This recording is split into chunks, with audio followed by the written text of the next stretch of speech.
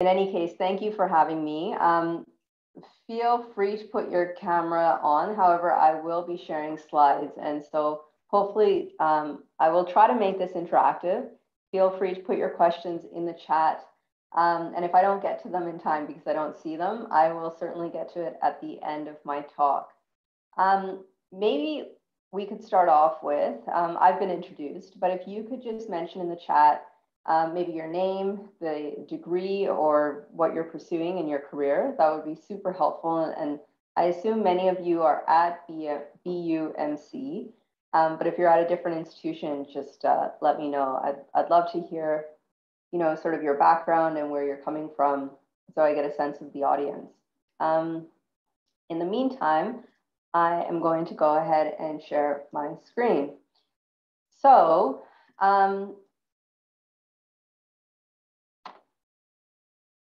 like Laura had mentioned, yes, I am a clinical psychologist by training and very much a global mental health researcher at heart. I am here in Canada. I'm speaking to you from Toronto, Canada, and I was born and raised in Canada, only to spend most of 2010 to 2020 in rural settings across South Asia, as well as Sub-Saharan Africa in the countries that Laura had mentioned. And it occurred to me that the availability of psychological treatments was not only an issue abroad, but very much an issue here at home. Many people tout our Canadian healthcare system as one of the best in the world. And certainly I can see that there are advantages when it comes to access, most recently to COVID vaccines. However, access to mental health care is an issue and remains a problem. And I'll be talking about some of these issues as I talk about my main interest, which is focused on improving access to evidence-based psychological treatments for conditions like depression, anxiety, and stress-related disorders. So access to psychological treatments here, and I'm not sure if all of you are psychologists or all of you have a mental health background, but I'll be sure to check the chat to verify that. Psychological treatments span from interpersonal, cognitive, behavioral interventions that basically involve a therapist, not always a specialist provider, and I'll get into that in more detail, and a patient. Sometimes it's delivered in groups, sometimes it's delivered individually, and we know that these are among the most effective interventions in medicine in terms of effect size. So according to the WHO, psychological treatments are effective and recommended as the first line of treatment to address the significant burden of depression, anxiety, and stress-related disorders. However, and paradoxically, despite how effective they are, they remain inaccessible for the wide majority of the population. So in low and middle income countries, 1 in 20 individuals may have access to minimally adequate treatments for depression, including medications.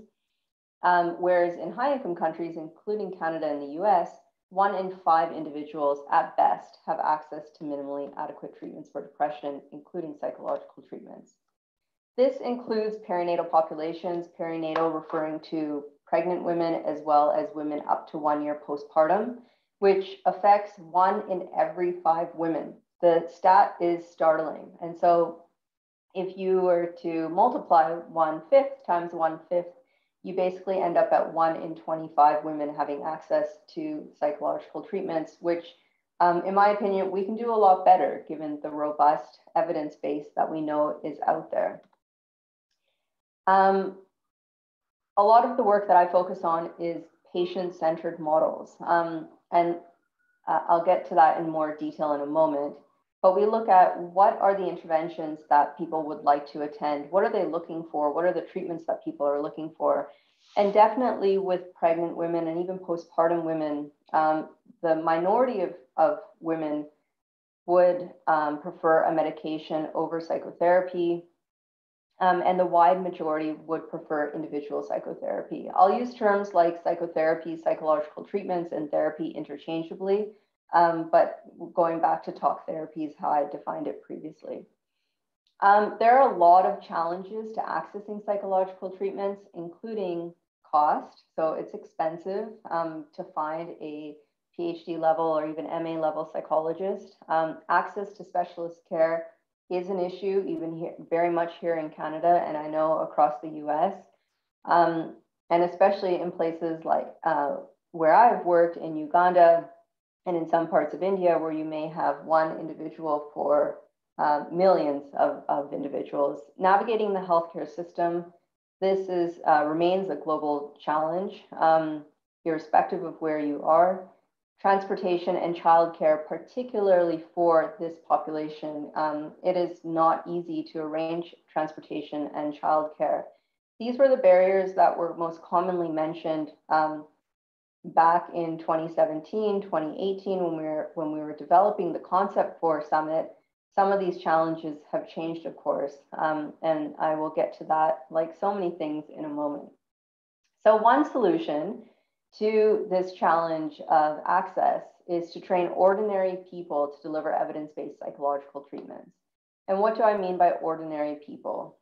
These include, and this is probably not news to this group, health volunteers, peers, community health workers, teachers, nurses, midwives, and some people may even loop family docs in this. So individuals without that specialized knowledge training in mental health care, but that you can train through workshops and other interactive modalities to basically train to implement psychological treatments. And so this opportunity, this concept of task sharing, which I assume many of you have heard of, is not new. It's been implemented around the world, and it actually comes from the 1950s, where it was developed to train paraprofessionals in both the US and the UK to deliver a whole cadre of health interventions. But this challenge really gives us an opportunity to reimagine what mental health care could be like, and reimagining things in terms of who provides these interventions, what comprises a mental health intervention or a psychological treatment, where is it delivered, and again, emphasizing a patient-centered perspective, and how is the treatment delivered and monitored. So I'm going to present some results from 27 randomized control trials in low and middle income countries that were published in the annual review of clinical psychology. I'm happy to share any of these papers that have been published. But at that time, we really sought to examine the who, what, where, and how of these non-specialist delivered interventions. So non-specialist meaning, and I briefly had defined this before, it really includes anyone who is provided or intending to provide mental health care, but doesn't have that specialized professional clinical training in a field closely related to mental health. By non-specialist providers, we found that the most common delivery agent or non-specialist provider who is trained to effectively deliver these psychological interventions included community health workers, peers from the same community, nurses, and midwives, and the majority were female. That's not to say that there isn't a role for specialists. In fact, in these trials, 27 randomized control trials, now the number is closer to 35 or 36 randomized control trials, and we specifically focused on depression, anxiety, and stress-related disorders. There was very unique and important roles for specialist providers, including evaluating the treatment itself, providing supervision, ensuring the safety of participants in the trial, and maintaining the quality of treatment while building competency. I'm going to skip over the what in light of time, but importantly, in terms of where these treatments were delivered, and this is a lesson that I have taken with me throughout my career, and really something that hit home when I was working extensively in sub-Saharan Africa. The emphasis was not for patients to come to the specialist, to the provider, but rather to go to the participants. And to me, this is a model of patient-centered care that prior to COVID didn't really exist. And so when we asked people where were their treatments delivered, and when we verified it in the literature, it really came down to where individuals were and where they preferred to have their treatments delivered. So this ranged from community meeting spaces, outdoor settings, and schools, to primary care centers, as well as the individual homes of individual participants. And then finally, in terms of the how, particularly how to train and monitor the delivery of these interventions, it came down to train the trainer models. The training lasted 10 days with a significant emphasis on practice, weekly supervision in general. And at the time in 2017, there was a lack of digital platforms to train individuals and to supervise them. But we know that has changed quite a bit given the last 2.5 years. So the question that I get, and this may not be a surprise to this group, is whether these interventions actually work. Do these psychological treatments, interpersonal psychotherapies, behavioral, cognitive therapies, often adapted for the local context, do they actually work? And when we looked at the data of these 27 trials, we were very pleased to find moderate effect sizes. In fact, these effect sizes are comparable to specialists providing psychological treatments in high-income countries. And so I thought to myself, well, would these non-specialist delivered psychological treatments work among perinatal populations in high-income countries? So we replicated the same review. It's now been published in JAMA Psychiatry last year, examining the who, where, what, how, and why of these non-specialist delivered psychological interventions in high-income countries. In terms of who, or which cadre of non-specialist provider, the wide majority fell in the midwife and nurse category. When I refer to nurses, I'm referring to non-psychiatric nurses, because again, this review focused on non-specialist, non-mental health specialist delivered interventions. In terms of where, the focus was really delivering these interventions in primary care settings. Again, a lack of digital interventions when you think about the how. And the majority were implemented in Australia, the US, the UK, and Canada.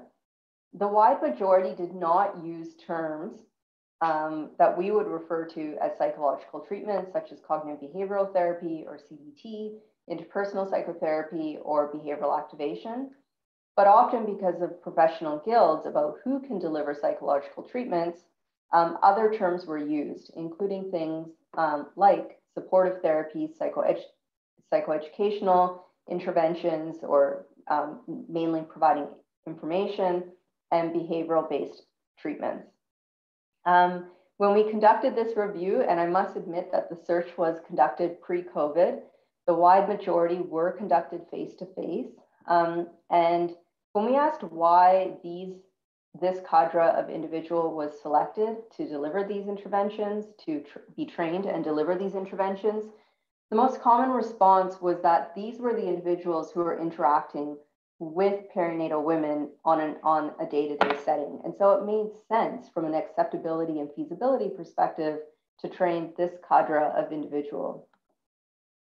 Again, we looked at whether these interventions worked, and we found smaller effect sizes, but indeed, we did find a significant effect size of 0.38. And so this provided the basis for me to think about how could these interventions actually work in high-income countries, and what were other individuals doing? And so I thought to myself, one of the reasons I moved back to Toronto, I did my undergraduate at the university, my bachelor's degree at the University of Toronto, was because there was no way that my husband was going to move to rural Uganda, despite my love for that country. And there is no way that he would come to India or any of the other places that I'd love to move back to.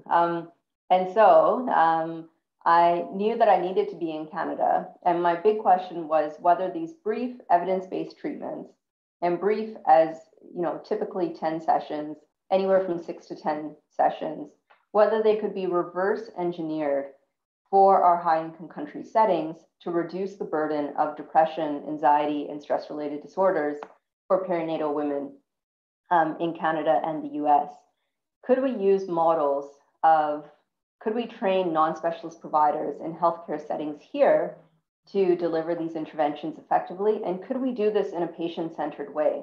Again, thinking about the dearth of available research on digital platforms and what that might mean for perinatal populations who already find it so taxing to come to physically travel to a downtown hospital. Many of our hospitals here in Toronto are downtown, unfortunately, to receive the treatment that, in my opinion, they very much deserve. And so the birth of Summit. So Summit stands for Scaling Up Maternal Mental Health Care by Increasing Access to Treatment. And we are funded by the Patient-Centered Outcome Research Institute, as Laura had mentioned, PCORI, which, as many of you may already know, is a US-based non-governmental organization focused on large-scale trials devoted to improving the health and well-being of patients and their families. We were funded under the Clinical Pragmatic Effectiveness Study, which really has a core component on real-world settings, interventions that have already been demonstrated to be effective, and a real focus on sustainability. So not just conducting a trial for trial's sake, because we know there's lots of trials out there, but really focusing on scalability and sustainability. If these interventions are effective, depending on your questions, how to actually make them sustainable after the intervention is done. And I'll get into some of those details about dissemination in a moment. As it was mentioned, the co-PI of this trial is Dr. Samantha Meltzer-Brody from the University of North Carolina, and Richard Silver, who's a site PI at North Shore Health System in Chicago. However, other partners in crime also include Simone Bigot, who is also chief of the Department of Psychiatry at Women's College Hospital, and Dr. Cindy Lee Dennis, who is the site PI at another hospital here in Toronto, St. Michael's Hospital. And it's an interesting group. It's an interesting group of PIs because we are truly interdisciplinary. So we have a few perinatal psychiatrists, Rich is an obstetrician, and Cindy Lee is actually a nurse by training and also an epidemiologist. And that emphasis on interdisciplinary research is often talked about, but it was absolutely critical to get this study off the ground. So we are 27 investigators, collaborators, and advisors. That number is now 30.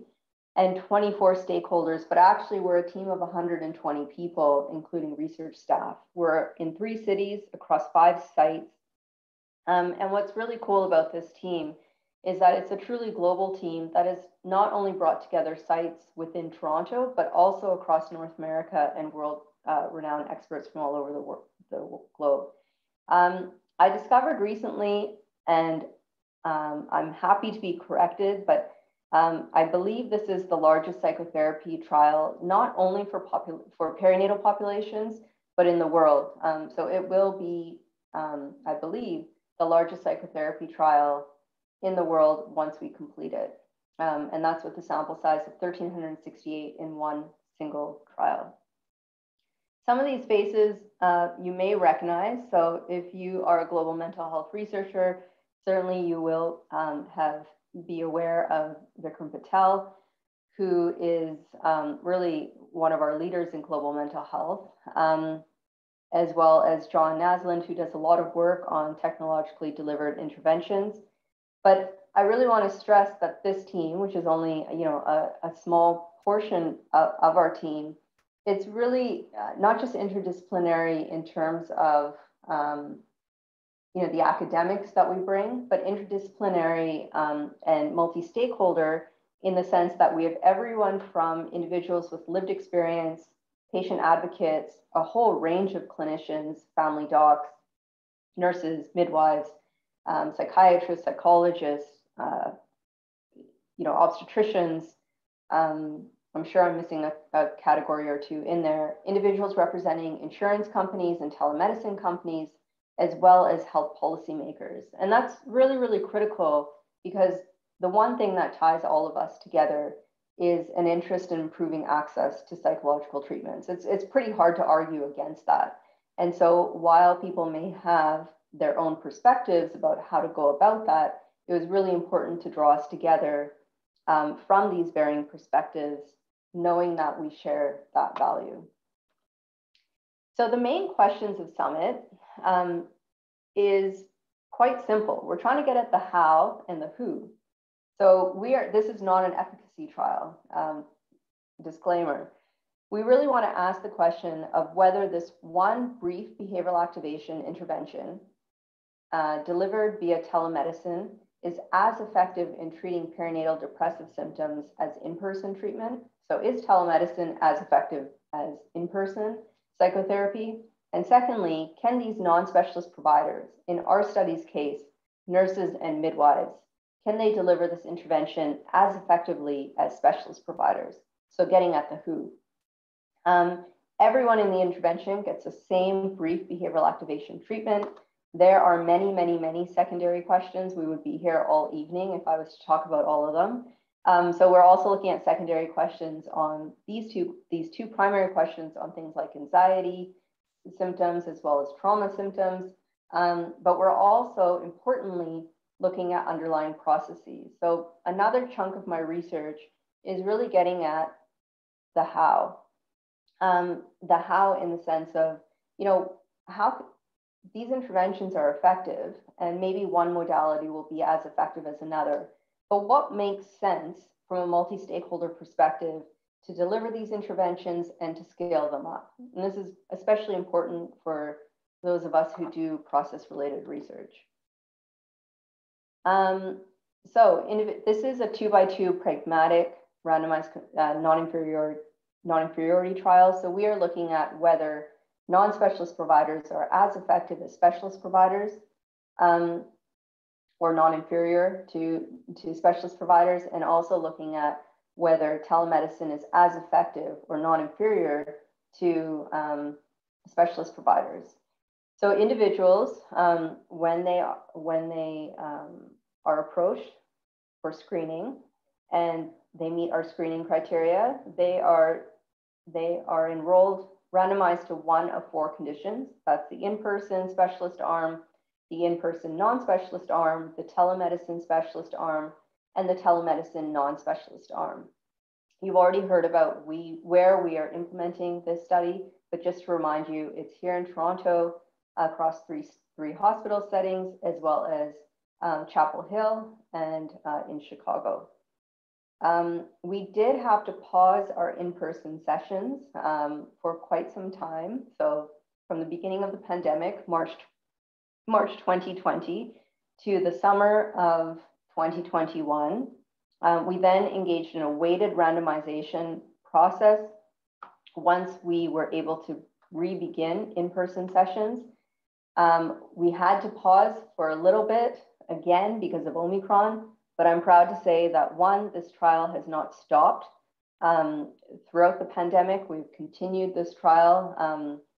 And secondly, we are back on track with randomizing people to the in-person arms.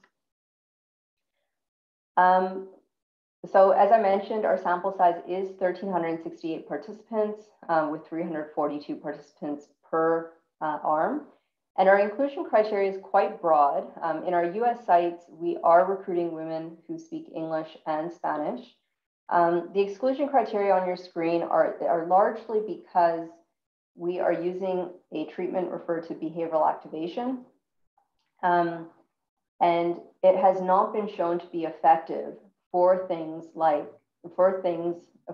participants who encounter things like active suicidal intent, psychosis or mania, or substance abuse or dependence. And so we really wanted to make sure that the intervention that we were using had been deemed to be effective for other groups. And that's how we basically came up with this inclusion-exclusion criteria. This behavioral, our manual is very much based on 2 manuals. The first being the Healthy Activity Program, and I'll get to that in a moment, from Goa, India. So an intervention that Vikram and his colleagues had developed and published on back in 2017 in the Lancet. Unfortunately, the manual is not currently available, but we do hope that it will be made available once the trial is published. And like many psychological interventions, this is not news. we offer the manual. These are manualized treatments. And so what that basically does is offer step-by-step guidance with specific objectives for each session. So it's quite detailed. I'm going to say it's at least 120 pages, and it provides the details that someone requires in order to lead a session. The same intervention is delivered by specialists. The same intervention is delivered by non-specialists, and both were trained in behavioral activation despite previous experience in the case of our specialists with other psychotherapies. The difference with this model of our Summit BA model is that it's a little shorter. So it's 6 to 8 sessions. And that was very much based on the Healthy Activity Program and the very strong effect sizes that they found in Goa, India.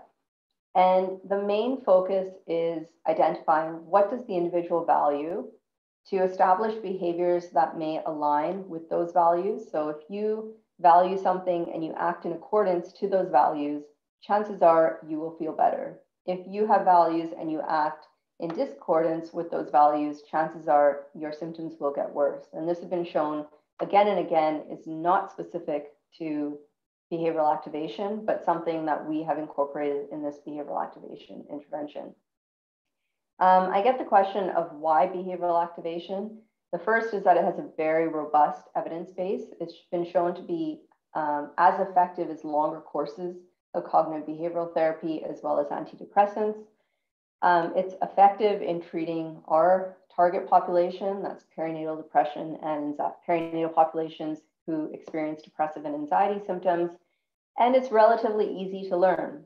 We've conducted lots of qualitative interviews and asked many of our providers around the world about their experiences, and arguably, and often individuals say that with a bit of practice, it seems like a pretty intuitive model. And it's been successfully implemented by non-specialist providers around the world, from peer counselors to peer counselors in Colorado to lay counselors in India.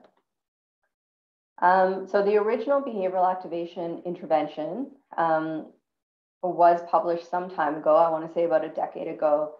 That was taken and adapted for the Healthy Activity Program, which was implemented, as I mentioned, by Vikram Patel and his colleagues at Sangath, a local NGO in Goa.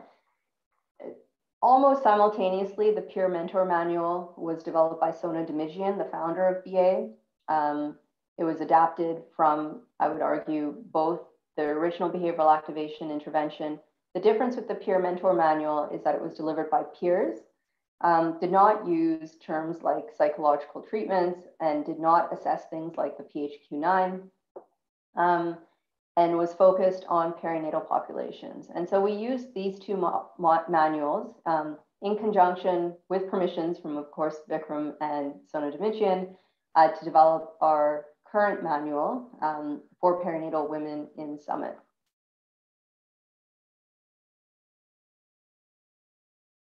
Okay.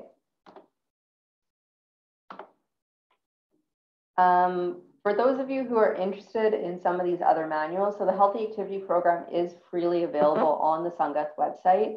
And apologies if you already know this, the Healthy Activity Program has been published quite a bit. The primary paper was in 2017 in the Lancet. Sona Dimijian's work, she's published profusely. But you may want to consider her pragmatic randomized control trial that was also published in 2017 in JCCP. So where are we at with Summit?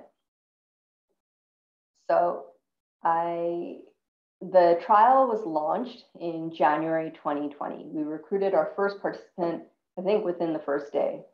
In March 2020, it's probably no surprise to all of you that the pandemic hit and everything transitioned to a virtual system, meaning everything from consent to recruitment to the delivery of care to the supervision to the training of new providers, follow-up, everything was done virtually.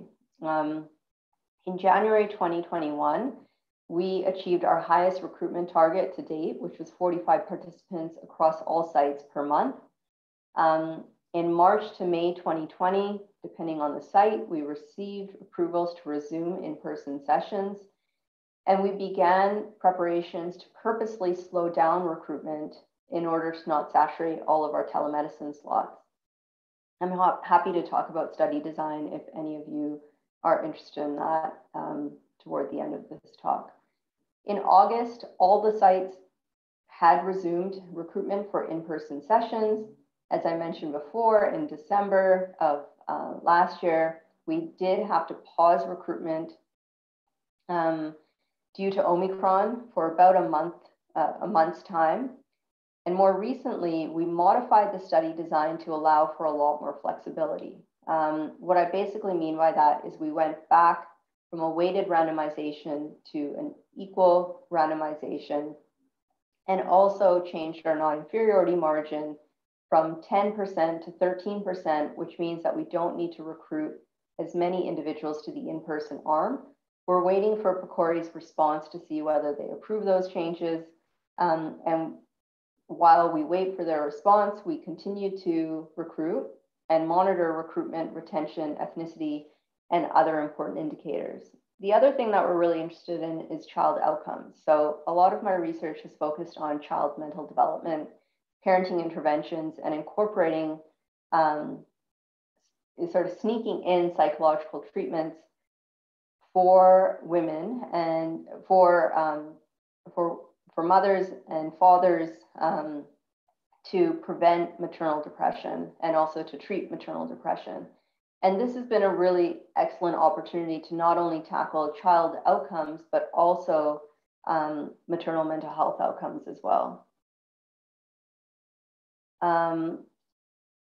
And certainly supervision is something that I will come back to, but it's one of my great research interests as well. So one of the questions that I get is, why even resume in-person sessions? Why even bother? So much has moved online. And is this even of interest to anyone anymore? Things have changed rapidly in healthcare systems, and I've never seen healthcare systems be so open to change in my 7 years of being a faculty member. 5 years, sorry. And I spoke to a bioethicist. In fact, I spoke to 2 independent bioethicists, independent from the study. And they argued that this was a unique and historically poignant opportunity to actually compare in-person psychotherapy to telemedicine. Some of you may already know the wide majority of these trials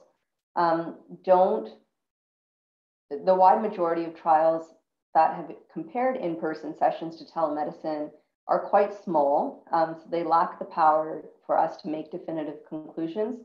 That's certainly the case for perinatal populations, a vulnerable group that could definitely benefit from psychological treatments.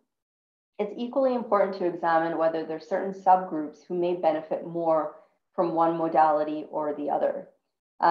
So, for example, individuals who have higher levels of depressive symptoms may benefit more from physically coming into a hospital, getting out of bed, brushing their teeth, taking transport or driving to their appointment. That activation is particularly relevant to this modality of care, behavioral activation, because that's exactly what we're trying to enhance. And we know that there's a direct relationship between increased activation levels and reducing one's depressive and anxiety symptoms. There also may be issues, and you may have read about this before, particularly in the perinatal women group, that people may not have privacy at home, nor do they have safety at home to actually conduct a session. And so we are looking at many of these moderators to examine, who may benefit more from one modality versus another. And the same may apply for specialists versus non-specialists. Thankfully, with our sample size, we will be able to answer these questions with confidence. If you're interested in our summit trial, we do have a website, and it's called, go figure, thesummittrial.com. These are statistics from last week, but we do update it basically on a daily basis. So 686 participants, we passed our halfway mark, have enrolled in the study. A good chunk of those have completed the 8-session treatment, and many have completed the trial, meaning they've completed their 3, 6, and 12-month assessments. And the majority of our participants, while it was originally anticipated for it to be half and half from the US and half from Canada, the majority are coming from Mount Sinai Hospital here in Toronto. I realize you have a Mount Sinai Hospital as well in New York, as well as Women's College Hospital, which is what WCH stands for.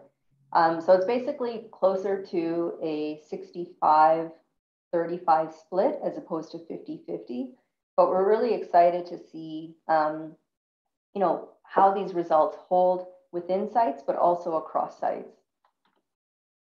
I'm really, really proud of my research team across all of these sites, who work really, really hard at making this intervention as patient-centered as possible. And that includes follow-up. So making it as easy as possible for our participants to complete their assessments. We use REDCap, which we've been told by our participants is really easy to complete. Not overburdening them with too many assessments, and we're constantly monitoring that. But you can see here from our percentages, so at 3 months, we have over 90% who have completed. At 3 months is our primary outcome, 3 months post-randomization. At 6 months, again, it's over 90%. And I believe this 12-month mark is actually closer to 88%. But the point is that this is way higher than we anticipated. We actually originally anticipated a 20% dropout rate. We're actually closer to 10%. And so we may have the chance of completing this trial earlier than anticipated. Another thing that I'm really, really pleased about this trial as I compare it to other psychological treatments is that almost half of individuals in Canada self-identify as BIPOC. That's really, really important because many of our downtown hospitals here in Toronto typically serve individuals who identify as white. And it's really, really important that we obviously offer this intervention to individuals beyond that category. We have a lot of conversations during training and supervision about culturally sensitive care. So this is constantly on the radar. And all providers, whether they're specialists or non-specialists, not only can bring these questions to their peer supervision group, but also they are offered, they're told about trainings and workshops that they can engage in to reinforce culturally sensitive care. In the US, we're not too far behind. So it's closer to 55 or 56% of individuals who identify as white. And it's just really, really critical that we monitor these statistics regularly. And I think one of the reasons we found that we have such an ethnically and racially diverse population is because we're not only referring within our hospital systems, but also from the community. And so we welcome referrals from our community partners. As I mentioned before, we have many community partners as stakeholders in this study. And people love the fact that they're getting individual psychological treatment effectively for free. Importantly, we are constantly examining client satisfaction. Some of you may be familiar with the CSQ. And on a score from 1 to 4, people fall on average 3.43. They provide this score at the end of their treatment. So that's between mostly satisfied and very satisfied. I wouldn't compare this to your Uber rating. But in any case, this looks quite good compared to other psychological treatment trials. We also asked some follow-up questions about what did you like? We asked participants, what did they like and what did they not like, or what would they like to change. The two primary responses that we're finding is that people like their provider style and approach, their treatment provider's style and approach, and they also like the content of BA, the practicality of it. When we ask, what did you not like, individual, or what would you like to change? So we didn't get too many responses for what people didn't like, but in terms of what individuals would like to change, people say, and this is something we've seen worldwide, more sessions, and I take that as if someone's enjoying something, they'd like more of it. But of course, there are some participants in our trial, probably about 10 to 15%, who do require referral for more care or for a referral to a specialist provider, such as a psychiatrist, or they would not change anything. We currently have a paper under review, which also looked at treatment satisfaction across ethnic groups. And we're really pleased to see that it was not significantly different across these various groups, that it was comparable, at least not significantly different. And we also found that behavioral activation during COVID was perceived as providing support and facilitating social connection during the pandemic by our participants. And that common challenges, as I had mentioned before, were a lack of privacy or work-family interruptions during the BA session itself. And so we interviewed both patients as well as providers. If you're interested in this manuscript, it was recently published in the Journal of Affective Disorders. Here's a few testimonials about the behavioral activation received in our trial. It's not that everyone loves BA or that everyone loves the intervention, but I think that it's really important to monitor the data to see what are we doing well and what could we be doing differently or better. And so our qualitative teams as well as our data teams are constantly examining this to ensure that we're providing patient-centered care. In terms of next steps, we will continue recruitment because we have quite a ways to go. The recruitment is supposed to end next summer of so 2023, and we may need to go up until the fall of 2023. We'll conduct home visits to assess child mental development. I started talking about that. We will be using the Bailey-4 to assess things like child cognitive, language, and fine motor development. And we'll also be looking at psychosocial stimulation in the home environment. We haven't started those yet because of COVID, but we are hoping to start them soon. Separate from PCORI, we have applied for funding to conduct an economic evaluation to examine how much are we spending and what are the relative costs between the various arms, because that will be the key question that policymakers are asking us. So what are we offering and how much does it cost? And I think the second question is as important as the first for sustainability.